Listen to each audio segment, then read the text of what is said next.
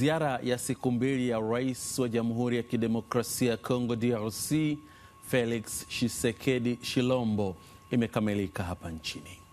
Tayari amesharejea Kinshasa kuendelea na majukumu mengine, lakini katika mazungumzo yake alipokutana na Rais Dr. Samia Suluhu Hassan kule Ikulu ndogo Zanzibar, masuala kadhaa yaliwekwa mezani. Moja ni kuhakikisha ya kwamba kasi ya utekelezaji wa miradi baina ya mataifa haya mawili inaongezeka ili kufikia malengo ya kiuchumi.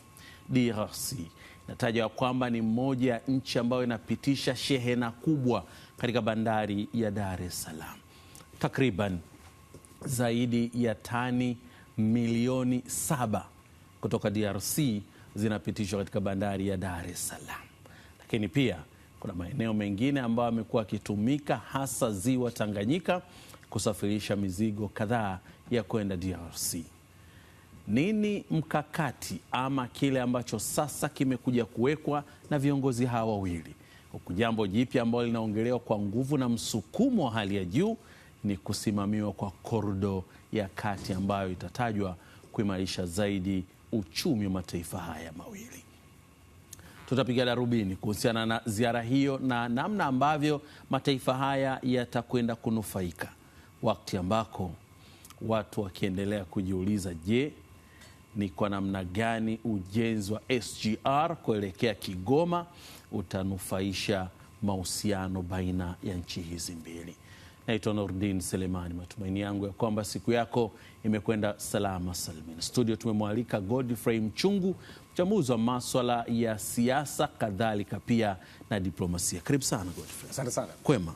Kwema sana. Mambo anasemaje? Mambo ni mazuri sana. Kwa mtu wa kawaida anaweza akawa anajiuliza, ziara hii imekuwa ni ya kawaida ama ni ziara ya kimkakati ambayo inataka kuleta taswira na sura mpya baina ya mataifa haya mawili? Kabisa. Kwanza unapotazama ziara za viongozi na kwa swali lako la msingi lazima uangalie kwamba namna gani ziara hiyo inakuja kugusa maeneo ya msingi matatu. Moja, kuangalia namna gani mataifa yote mawili yanaweza kufikia kinachoitwa tija za kiuchumi. Lakini la pili, namna gani sasa mataifa yanaweza kufikia kinachoitwa tija za kiusalama, kisa sana sasa namna gani mataifa yanaweza kufikia kinachoitwa tija za ustawi wa watu. Na kimsingi ni kwamba kilichofanyika ni kwamba namna gani sasa kila viongozi wajaribu kuhakikisha kwamba waweza kufikia katika sekta za kimkakati na sekta za kimageuzi. Ukitazama Tanzania imekuwa imeweka nguvu sana kinachoitwa diplomasia ya kiuchumi. Maana ni kwamba ni mkakati wa kubadilisha diplomasia ya kisiasa kwenda kutafsiri kwenye kuendeleza, kupigania na kuchochea masuala makubwa ya kiuchumi. Kwa hiyo ziara hii ni ziara ya kimkakati kwa sababu inaenda kugusa maeneo nyeti ambayo inaenda kugusa masuala ya kiusalama, masuala ya kiuchumi na masuala ya ustawi wa watu. Ukitazama Tanzania kimkakati imekuwa imewekeza sana kwenye zinazoitwa sekta za kimageuzi. Tunaita transformative sector, kwa mfano sekta ya usafirishaji, tunazungumza maeneo ya miundombinu, sekta ya kufanya biashara. Umezungumza kwa mfano nchi ya Tanzania tunasema ni lango katika eneo la SADC na ukanda wote wa Afrika Mashariki. Maana ni kwamba sasa kwa nchi ya Kongo kuja nchi ya Tanzania ni mkakati wa kuendeleza namna gani anaweza kutumia nafasi ya kijiografia ya Tanzania kama mkakati wa kuendeleza na kulinda na kuchochea diplomasia ya kiuchumi. Ukitazama nchi ya DRC inapitisha zaidi ya 57% kwenye bandari ya Dar es Salaam. Maana ni kwamba DRC ni mbia mkubwa kuna diplomasia ya kiuchumi. Lakini zaidi sana Tanzania sasa hivi imekuwa ikiwekeza zinazoitwa kuna maeneo nyeti ya kimkakati. Kwa mfano tumeshuhudia Tanzania imeweka nguvu kubwa sana kwenye bandari ya Dar es Salaam, kuna bandari ya Shumba, bandari ya Tanga, bandari ya Kilwa, Mtwara, kwa sababu kumbuka Tanzania kijiografia imekuwa ikisaidia nchi nyingine kuweza kusafirisha na kuchochea hicho kinachoitwa diplomasia ya kimkakati. Kwa hiyo ziara hii imekuwa ni ziara ambayo inakuja kuchochea sasa namna gani kila mataifa yanaweza kulinda, kupigania na kuendeleza kinachoitwa diplomasia ya kiuchumi. Miradi ambayo imetajwa zaidi iende kwa kasi ni ya uchukuzi na biashara. Tunaona kwamba mataifa haya mawili kwanza yanakutana katika jumuiya mbili. EAC maana yake Jumuiya ya Afrika Mashariki, lakini pia Jumuiya ya Maendeleo ya Kusini mwa Afrika SADC. Kwa pamoja wote pia ni wanachama katika eneo hilo. Inapotajwa miradi hii ambayo inazungumza uchukuzi na biashara, itaziweka wapi nchi hizi mbili, hasa katika ukuaji wa kiuchumi na kuunganisha pamoja, kwa sababu kumekuwa na juhudi kubwa. DRC wanajenga barabara ambayo itakwenda mpaka Kalemi kwa ajili ya kufika pale bandarini, lakini Tanzania na yenyewe imeendelea na juhudi za kujenga mpaka SGR. Kwanza ukitazama Tanzania na DRC zimekuwa zikikutana, kuna maeneo ya kimsingi mawili. Moja, kuna mradi ambao unajulikana kama Lobito Corridor, mradi ambao umekuwa ukiunganisha kuanzia DRC inakuja Zambia, Malawi pamoja na nchi ya Tanzania. Lakini zaidi sana Tanzania imekuwa ikiunganisha na DRC kuanzia bandari ya Dar es Salaam, lakini zaidi sana huo mradi mkubwa wa SGR. Unajua, kwenye kuchochea kinachoitwa diplomasia ya kiuchumi au mkakati wa kuendeleza sekta nyingine za kimageuzi, unahitaji kuweza kuwekeza kwenye miundombinu. Ukiweza kuwekeza kwenye miundombinu, moja, unapata fursa kubwa ya kuweza kusafirisha kinachoitwa bidhaa au huduma kutoka eneo moja kwenda eneo lingine. Lakini la pili, kinaenda kuchochea ukuzaji au ukuaji wa sekta nyingine. Kwa mfano, unapojenga kwa mfano reli ya SGR, maana ni kwamba huenda kuchochea sekta kwa mfano ya biashara.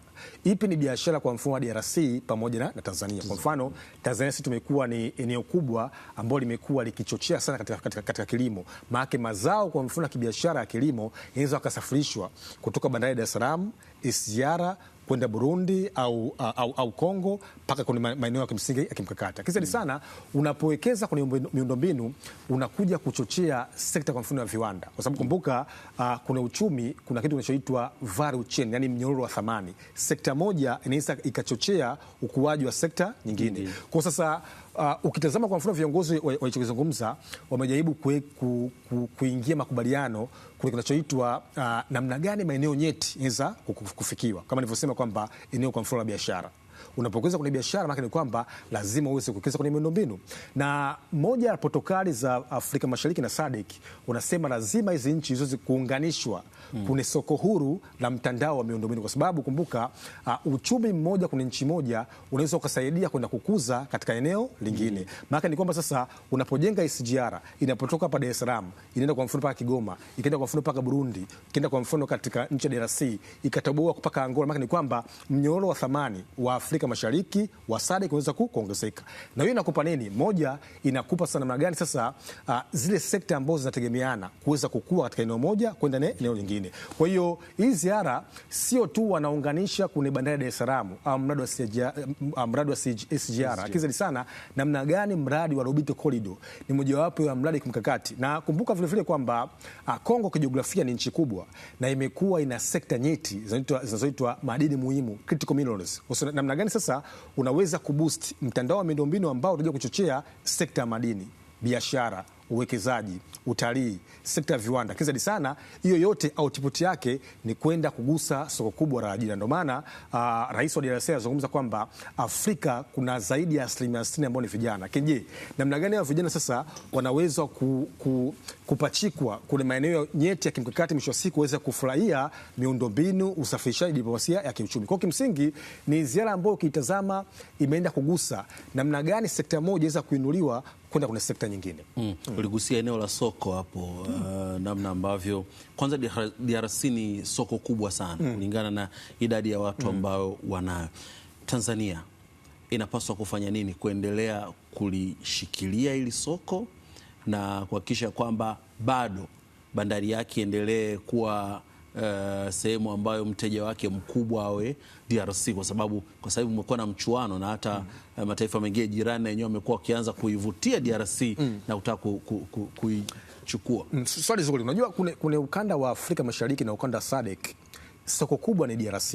DRC ukitazama idadi yake ya watu ni zaidi ya watu milioni 100. Maana ni kwamba ni soko la kimkakati kuanzia nchi zote washindani. Na diplomasia sasa hivi tunashindana wakati tunashirikiana, wakati huo tunashindana. Maana ni kwamba sasa namna gani Tanzania inaweza kwanza ikahakikisha usalama wa DRC, kwa sababu usalama wa DRC ni mojawapo ya maslahi makubwa ya kimkakati ya Tanzania. Kunapokuwa na usalama wa DRC, maana ni kwamba unaweza sasa kuchochea sekta ya kilimo Tanzania kwenda kutafuta masoko DRC. Lakini zaidi sana kunapokuwa na usalama, maana ni kwamba unaweza kuunganisha miundombinu ya mtandao wa miundombinu kutoka Tanzania kwenda katika nchi ya DRC. Maana ni kwamba sasa namna gani sekta za kimkakati, kwa mfano kutazama kwenye dira ya maendeleo ya taifa, Tanzania imeweka nguvu kwenye sekta za kimageuzi. Wamesema kabisa kwamba tunahitaji kuweza kuweka nguvu kwenye sekta ya viwanda. sekta ya biashara, sekta ya utalii, sekta ya miundombinu. Maana ni kwamba sasa ukiweza kuwekeza kwenye sekta unaweza kulitumia soko kubwa hilo la DRC. Lakini zaidi sana hata nchi washindani wamekuwa wakitazama DRC kama eneo muhimu la kimkakati. Kwa mfano nchi kama Kenya imekuwa ikitazama DRC kwa sababu kumbuka, leo hii unapokuwa na watu wengi, taifa lingine litazama kama ni mtaji moja, lakini zaidi sana namna gani unaweza ukapenetrate kuweza kushawishi siasa zako au masuala yako ya kiuchumi. Kwa hiyo kwa vyovyote vile usalama wa DRC, uchumi wa DRC, idadi ya watu ni maslahi makubwa katika nchi ya Tanzania. Ndio maana Tanzania imekuwa sio tu ikiliangalia soko la DRC kama sehemu ya kisiasa au ya kiuchumi, lakini zaidi imekuwa ikituma vikosi. Kwa mfano unafahamu tangu mwaka 2020 kumekuwa zinazoitwa SAMI DRC, vikosi maalum za kwenda kulinda amani kule nchi ya DRC. Maana ni kwamba amani ya DRC inakuwa ni msingi wa kiuchumi kwa nchi ya Tanzania. Umegusia hilo eneo la usalama na tangu mwanzo umeligusia sana eneo la usalama. Mashariki mwa DRC hali bado haijatengamaa. Ni M23 wakichukua baadhi ya maeneo serikali kupitia jeshi la FARDC imekuwa ikirudisha, lakini bado umekuwa na vuta ni kuvute, licha kwamba viongozi hao wawili kwamba Rais Tshisekedi na mwenzake Rais Dr. Samia mbele ya hadhara wanahabari hawakugusia sana eneo hili la usalama, lakini lina unyeti kiwango kiasi gani, na hasa kwenye tete ya tete inawezekana pia labda lijitokeza akiwa aliona si lazima kulisema nje. Hili lina mchango wa namna gani katika utekelezaji na ukuaji wa ile miradi ambayo viongozi hawa pande zote mbili wamelisema? Kwanza ni kwamba ukitazama nchi ya DRC kuna zaidi ya makundi 200 ambao wamekuwa yakipigana katika malengo tofauti. Kumekuwa kuna malengo, kuna makundi ya kikabila, kumekuwa kuna makundi ambayo yamekuwa yakitajwa akiwa yanahusianishwa na nchi ya Rwanda na makundi mbalimbali.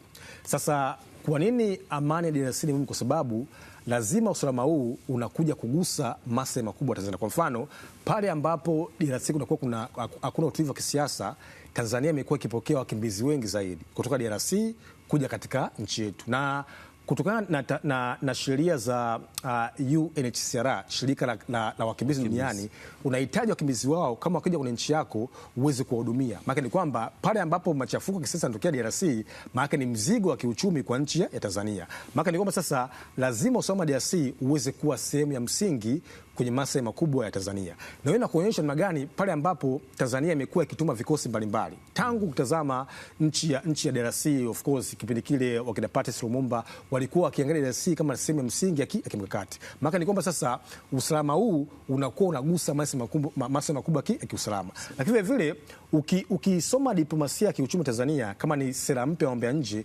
inahitaji moja, kutafuta namna gani utulivu wa kikanda unakuwa ni mtaji wa kisiasa dhidi ya Tanzania. Kwa sababu kumbuka, hata dira ya maendeleo ya taifa haiwezi kutimia kama washirika wako au washindani wako wanakuwa na utulivu wa kisiasa. Kwa soko la watu milioni 100 ni soko la msingi, moja kama mtaji wa kisiasa, lakini la pili kama mtaji wa kiuchumi. Ukitazama katika ukanda wa Afrika Mashariki, Tanzania imekuwa ikiuza mazao DRC zaidi ya 56%. Maana ni kwamba maslahi ya Tanzania ni makubwa katika nchi DRC.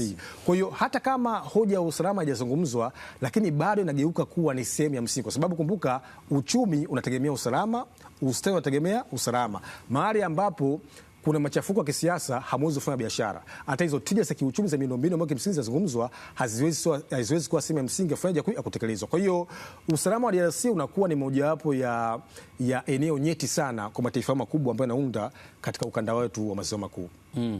Nafasi sasa ya Tanzania, tunaona kwamba ni kama upepo unaendelea kubadilika. Mwaka huu peke yake tunashuhudia marais 4 kutoka Jumuiya ya Afrika Mashariki wakija hapa nchini. Ameshakuja Paul Kagame wa Rwanda, amekuja William Ruto wa Kenya, amekuja Yoweri Kaguta Museveni, na sasa tunamshuhudia Tshisekedi. Kidiplomasia na siasa za ukanda huu, hii inatoa tafsiri gani? Kidiplomasia Tanzania tunaita ni kaka mkubwa. Upo msemo ambao unaweza kusema kwamba labda ni msemo wa kuchekesha kwamba Tanzania ikipiga chafya basi Afrika nzima inaweza kaumwa mafua. Maana ni kwamba Tanzania ina tija ya ulinganifu kuliko nchi nyingine. Jiografia Tanzania imekuwa ni mtaji, historia ya kisiasa imekuwa ni mtaji. Tanzania imeweza kupigania katika ukombozi wa nchi za kusini mwa Afrika. Maana ni kwamba Tanzania inapotazamwa sio sasa na nchi nyingine. Viongozi wengi ukitazama ambao wanaitwa wale wana majumui au Pan-Africanist walikuwa wanakimbilia Tanzania kama sehemu ya kupanga mbinu dhidi ya kukomboa nchi zao. Kwa hiyo uwepo wa viongozi kuja katika nchi yetu maana ni kwamba sasa ni mkakati wa kisha kwamba namna gani Tanzania inakuwa inaendelezwa kule kinachoitwa hiyo namna mpya ya diplomasia ya kimataifa. Hizo ni sana Tanzania Mheshimiwa Rais alikuja na kinachoitwa 4R. Kuna kwamba reform, reconciliation, rebuild and resilience. Moja ya mkakati ambao unaitwa rebuild, yani kuiwisha upya diplomasia yetu. Namna gani sasa unaweza kuattract viongozi wa serikali, unaweza kuattract makampuni mwisho siku waje kwenye nchi yako kwa lengo la kupata turufu ya kisiasa. Na ili uweze kuchochea diplomasia ya kiuchumi unahitaji moja kuweza kuaminika hata na viongozi wenzako. Maana viongozi kuja maana ni kwamba nchi hiyo inaaminika kwenye mizania hiyo ya kisiasa. Kwa hiyo viongozi wengi kuwa ni kimbilio maana ni kwamba inaonyesha namna gani historia Tanzania imekuwa ni msingi wa ukombozi, lakini kama taifa inakuja kubadilisha mabadiliko ya sera. Na sera ya mambo ya nje Tanzania tangu mwaka 1960 mpaka mwaka 1980 ilikuwa inajikita kwenye ukombozi wa kisiasa. Lakini kuanzia mwaka 2001 na mwaka 2024 ikajizatiti namna gani za kufikia maslahi ya kiuchumi. Kwa hiyo viongozi ambao wanakuja kuendeleza vipi vipaumbele vya kisiasa kuvigeuza kwenye kuchochea, kulinda na kupigania maslahi ya kiuchumi. Kwa kweli hii inaendeleza namna gani kwa Tanzania imekuwa ikiaminika kuna jumuiya hizo za kimataifa. Kwa upande wa DRC ambao ndio wanaonekana ni walengwa wakubwa, wakati ambako Tanzania inaendelea kujipambanua namna hiyo, ikiendelea kupata uungwaji mkono na ujio wa kiongozi wa DRC hapa nchini, maana yake unatoa ufunguo gani hasa katika ule mkakati wa kuelekea Rais Samia amesema kwamba kuelekea ushoroba wa kati ambao unapita hadi mpaka ziwa Tanganyika. Kwanza ukitazama ziwa Tanganyika kuna meli ya kihistoria ambayo inaitwa MV Liemba. Imekuwa ni meli maarufu sana ambayo imekuwa ikifanya kazi tangu kipindi cha mkoloni. Maana ni kwamba sasa namna gani kwa mfuko kwa DRC na Tanzania kwenda kuimarisha sekta nzima ya usafirishaji. Maeneo kwa mfano ya ziwa Tanganyika unaweza kupata faida nyingi. Cha kwanza kuweza kukuza sekta ya usafirishaji. Sekta ya usafirishaji inakuja kuibua sekta ya kukua kwa huduma miongoni mwa mataifa mawili. Lakini zaidi sana inaweza kuchochea urahisi wa wananchi kutoka eneo moja kwenda eneo nyingine. Sasa hiyo inakupa nini? Inakupa namna gani sasa kuna maeneo mikoa pembezoni unaweza kukuza kibiashara, kuimarisha ushirikiano na kuimarisha usalama wa taifa. Maana ni kwamba sasa sekta moja kwa mfano ya usafirishaji inaweza kukuza sekta nyingine. Lakini zaidi sana ukitazama katika ushoroba wa kati ambao kimsingi unatajwa, unaweza kuisaidia Tanzania kwenda kulitazama soko la DRC kama soko mkakati.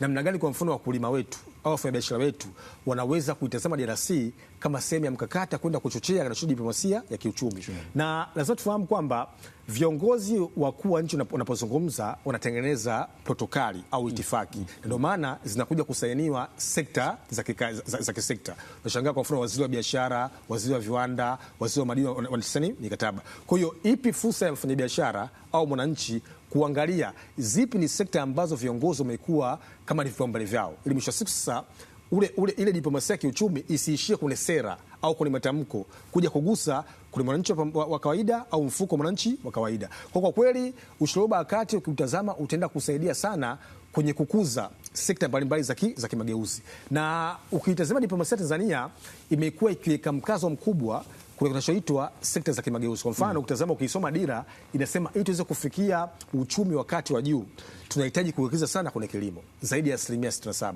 Lakini zaidi sana unahitaji kuwekeza kwenye miundombinu, unahitaji kuwekeza kwenye viwanda, unahitaji kuwekeza kwenye madini na kwenye biashara. Hii yote inakupa sasa vijana wako Tanzania kwenda kupata ajira.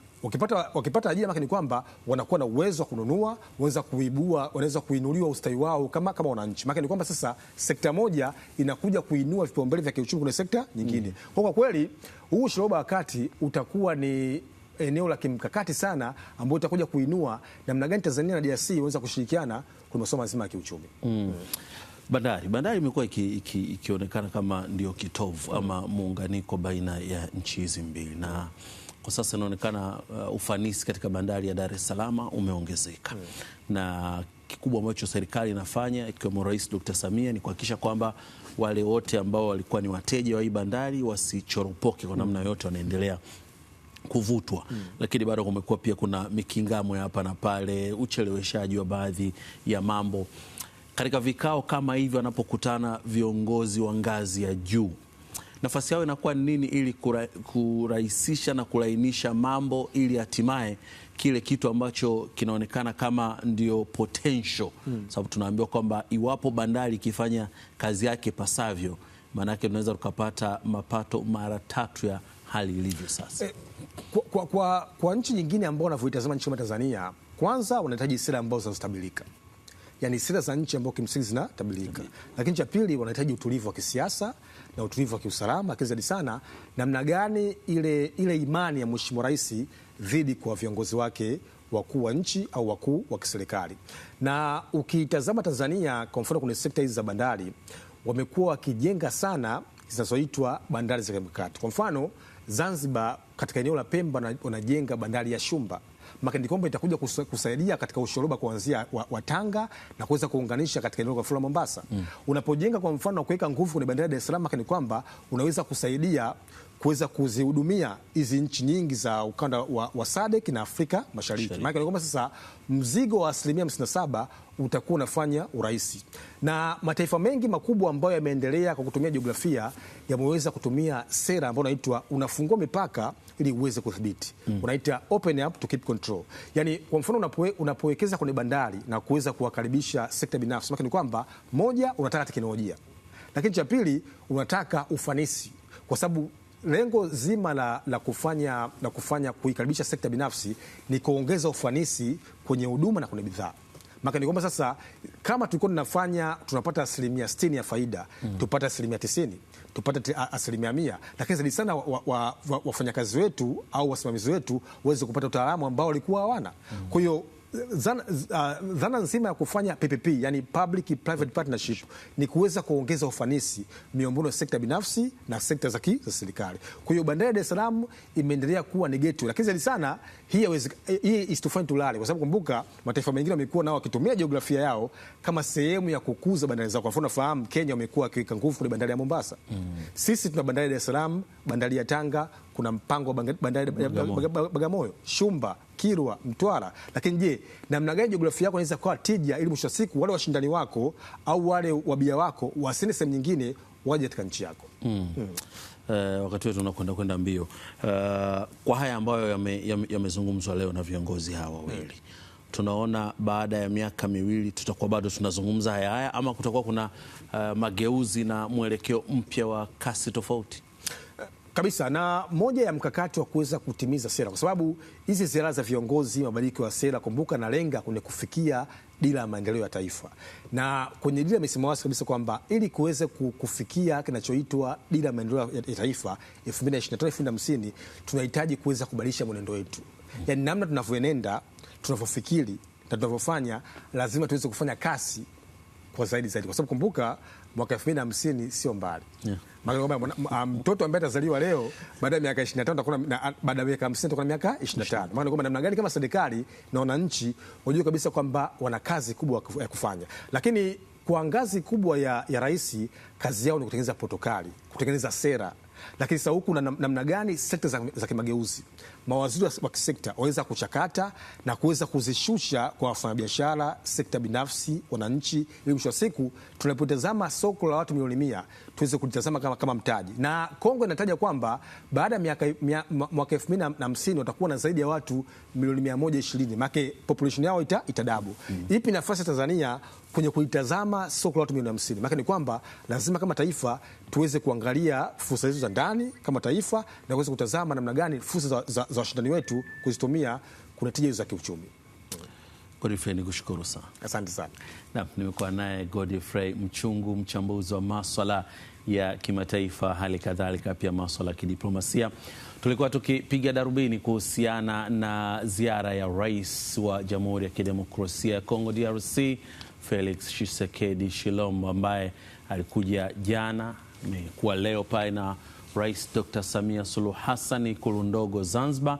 Masuala kadhaa wamezungumza, lakini tija zaidi imetajwa ni kuhakikisha kwamba ile miradi yote ambayo inashughulikiwa ambayo inahusiana na mambo ya uchukuzi na biashara iongezewe kasi ili kuweza kufikia malengo yanayopaswa kufikiwa. Lakini rais pia amesisitiza huu ni wakati wa kuweka msukumo katika ule ushoroba, wakati ambao unaunganisha mpaka ziwa Tanganyika ili kuendelea kuihudumia DRC vilivyo, ambayo kwa takwimu za mwaka 2023 ilikuwa ikipitisha katika bandari ya Dar es Salaam zaidi ya tani milioni 7 za mizigo yake. Kwa hiyo ni eneo moja ambalo linafanya mataifa haya mawili ambayo yamekuwa ni wanachama wa Jumuiya ya Afrika Mashariki na Jumuiya ya Maendeleo ya Kusini mwa Afrika SADC na majirani kuendelea kushikamana ili kupiga hatua kwa kasi zaidi. Nukta inanifikisha tamati ya uchanganuzi kwa siku hii ya leo. Panapo majaliwa tutakutana tena kesho. Nikutakie tu usiku mwema na kila la heri.